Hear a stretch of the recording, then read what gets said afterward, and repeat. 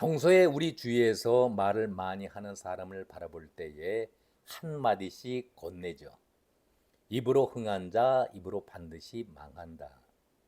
말을 할 때에 그 내용을 살펴보면 내용도 없습니다.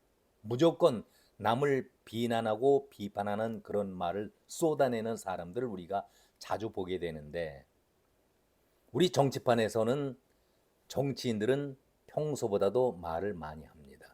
그 가운데서도 홍준표, 이준석, 박지원, 촉새, 유시민, 그리고 물론 이재명도 빼놓으면 섭섭해할 그런 인물 아니겠습니까? 한때에 말이 많아서 말 많으면 공산당 소리를 듣기까지도 하지 않았었습니까? 오늘 제목이 임자 만난 이준석 제명시켜라 폭탄 발언을 동료가 했기 때문에 문제가 더 커지고 있습니다. 깜나라 조진국 시간입니다.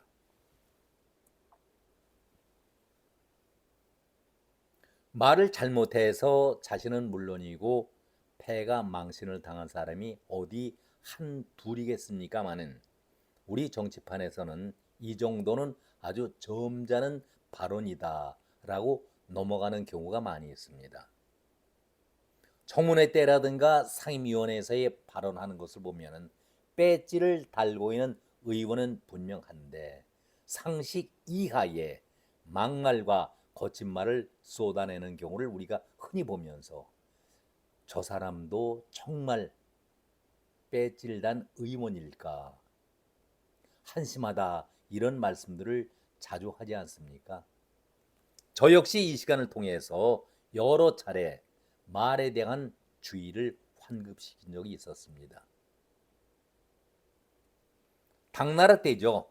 풍도라는 시인 구화지문이라는 말을 했는데, 설화에서 구화지문이라는 얘기를 했습니다.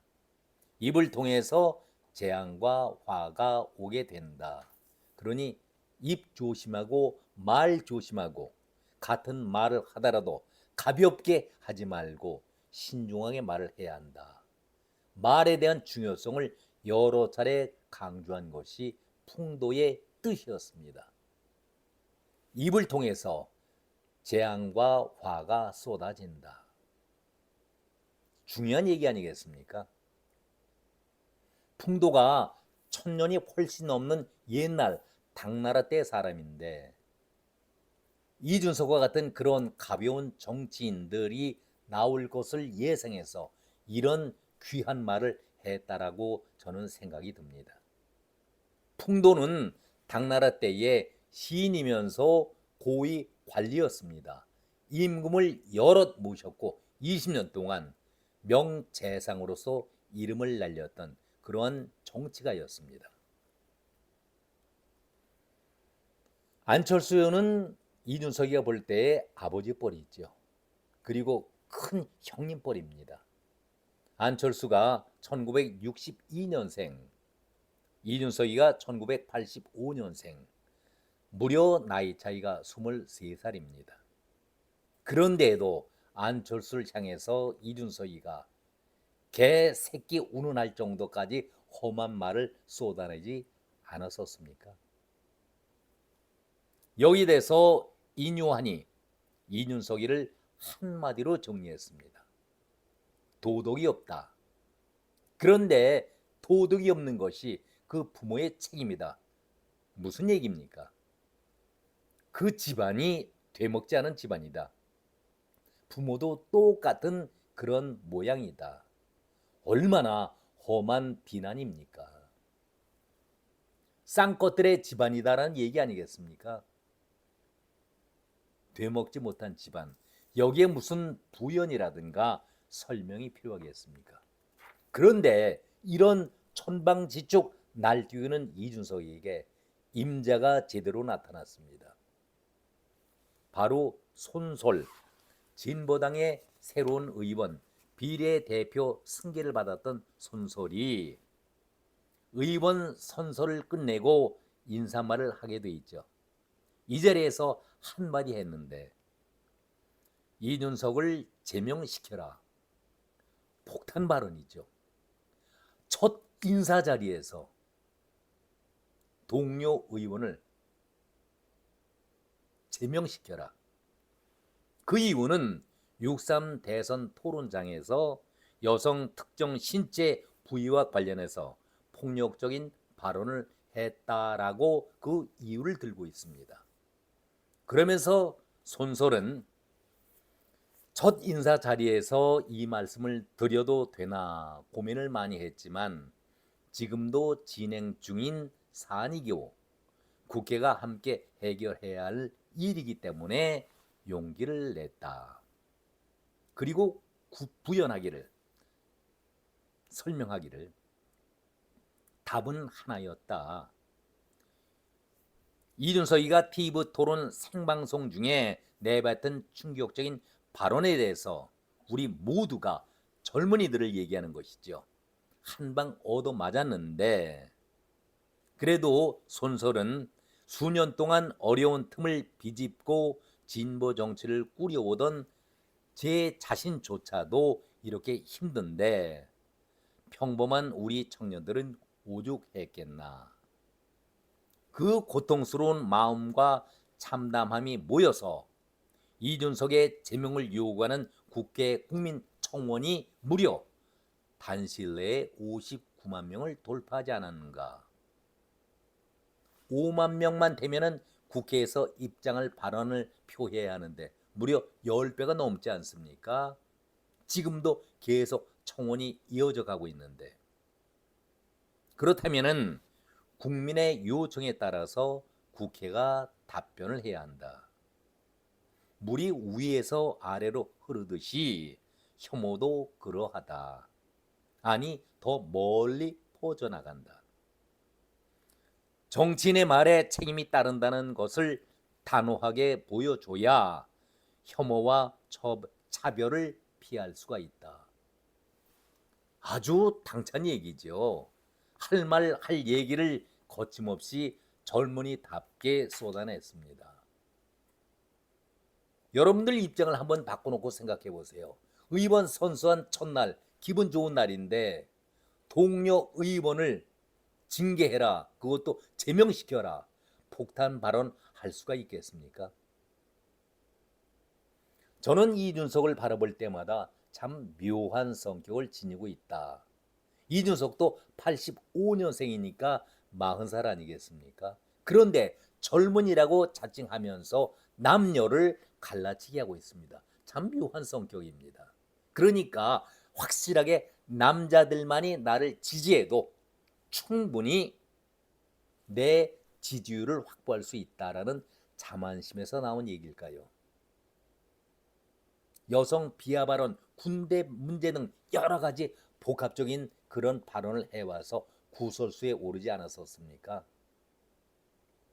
그러니까 지난번 윤석열과 이재명의 대선판에서도 여성 정치인, 여성 젊은이들이 이준석에 대해서 아주 비호감도를 보였던 것이 사실 아니겠습니까? 지난번에 당 대표 시절에 지하철 문제 가지고 크게 번진 사건이 또 하나 있었죠. 이준석이가 출퇴근 시간대에 지하철 시위를 벌이고 있는 전국 장애인 차별 철폐 연대를 향해서 아주 독소를 퍼부은 적이 있었습니다. 전장현은 독선을 버려야 하고 자신들이 제시하고 있는 대안을 받아들이지 않는다면 서울 시민을 볼모 삼아서 무리한 요구를 할 수 있다라는 아집을 버려야 한다. 그러니까 불법적인 그런 시위 자체는 해서는 안 된다. 물론 여기에도 일리가 있는 얘기는 틀림없습니다. 시민들의 발을 묶었으니 시민들은 얼마나 불편했습니까? 그러면서 불특정한 최대 다수의 불편이 특별한 우리에게 대한 관심인데 이런 것을 투쟁 방식을 그대로 인정하고 용인한다고 한다면 우리 사회의 질서는 무너진다.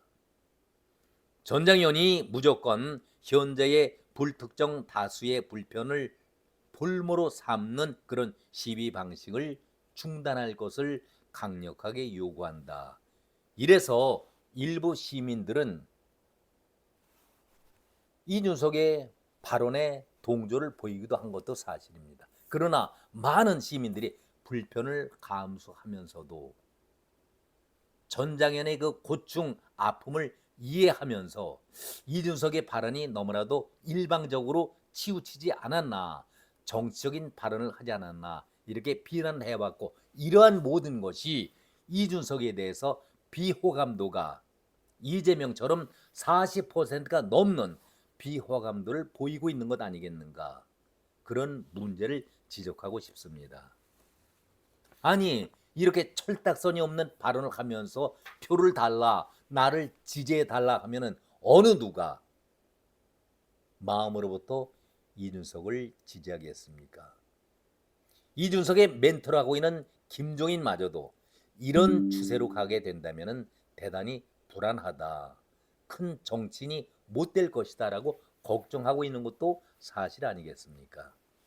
아무튼 이번 대선판에서 여성 비하 발언을 했다라고 손소리 다시 한번 문제 제기를 하고 있는데, 저는 덧붙여서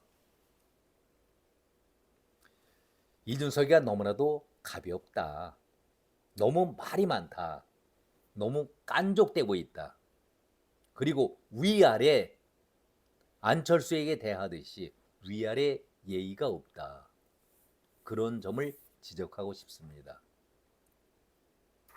지금 제목에 내우외환이라는 제목을 달았습니다. 이준석이가 해야 할 일들이 한두 개가 아니죠. 성대접과 관련해서 무고죄가 대선판이기 때문에 잠시 멈춰졌는데, 검찰이 이 사건을 신속하게 정리 매듭을 줘야 합니다. 그리고 국고보조금 6억 원, 자기가 바로 잘못된 것이기 때문에 반환한다 하고 것이 작년 4월 전이었습니다. 그런데 1년이 넘어 1년 반이 돼가고 있는데도 감감무소식입니다. 이거 국민의 혈세입니다. 그냥 넘어가서는 안 될 일입니다. 그리고 대선판 이번에 8%의 지지를 받았기 때문에 국고 지원금 30억 원 토해내야 하지요. 여러분들 기억나십니까? 윤석열 후보에게 비단 주문이 들면서 갑질하던 이준석의 모습, 어려울 때마다 이 안에 해결책이 있으니 아랫사람 다루듯이 윤석열에게 비단 주머니 2개 건네주면서 어려울 때마다 이 비단 주머니를 열어보라, 산신령이 하대하듯이 한 그 표정 여러분 기억나실 겁니다. 이준석이가 사면 초과에 빠져 있는데, 그렇다면은 윤석열에게 비단 주머니를 건넸던 그 비단 주머니를 자기가 열어봐야지요. 그 안에 무엇이 들어있는지, 해결책은 무엇인지. 아마 이준석이가 비단 주머니를 열어보면은 그 안에 너 감방 가게 될 것이다, 또는 또 하나의 비단 주머니 안에는 이제 배지 떼고 제명당할 것이다, 답이 나와 있지 않겠습니까? 저는 개인적으로 그런 생각도 해봅니다. 오늘은 제가 구화지문에 대한 얘기를 다시 한번 말씀드렸는데, 임놀림으로 망하고 재앙을 불러일으킨 이준석, 언제까지 정치판에서 이렇게 추한 모습을 계속 보이게 될까, 이런 말씀을 전해드렸습니다. 오늘은 여기까지 말씀을 드립니다. 고맙습니다.